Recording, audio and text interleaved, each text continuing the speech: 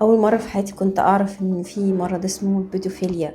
لما يبقى طفل عنده 6 سنين لسه داخل KG1 علشان يروح يتعلم ويبتدي حياة جديدة ويتعرف على أصحاب ويتعرض من حد عنده 80 سنة، عشان بعد كده نكتشف إن في أمراض نفسية منتشرة حوالينا. المفروض ان هو بنسيب اولادنا معاهم كأهل للثقة. لما تبقى المدرسة عارفة وما تعملش حاجة، ولما تبقى الدادة هي اللي بتوديه للبني آدم اللي مش بني آدم ده، بعد شوية نبتدي نسمع على السوشيال ميديا عن أمراض نفسية زي مرض البيدوفيليا اللي هو بيقولوا عليه إن هو عشق الأطفال، إنه الكبير ده بيبقى مش حاسس بأي حاجة تجاه الجنس الآخر، لو هو راجل أو لو هي ست، بيحس بس بحاجات كتير قوي ناحية الأطفال.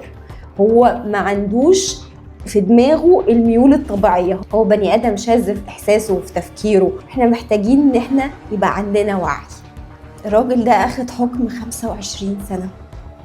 صحيح هو كلنا كان نفسنا يبقى إعدام ليه وللدادة اللي كانت بتاخد الطفل من الفصل بتاعه علشان يدخل الحمام وتدخله، وبعد ما يتم الاعتداء عليه في الحمام وهو بيشد في شعره بيعنفه بالضرب وبيمسكه من رقبته بيخنقه وهو بيعمل كده معاه، وبعد كل ده يقول له لو فتحت بقك بكلمة هذبحك وهذبح أبوك وهذبح أمك لو اتكلمت ولا حكيت لحد.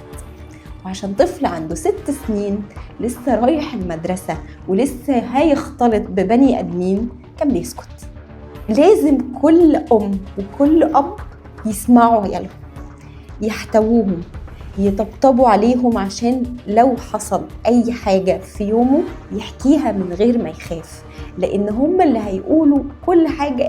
احنا مش هنعرف نكون معاهم في كل الأماكن اللي هيروحوها. لما أسيب ابني ولا بنتي في حضانة المفروض أبقى مطمنة، بس الناس لو تعرف تفاصيل الحكاية توجع قوي.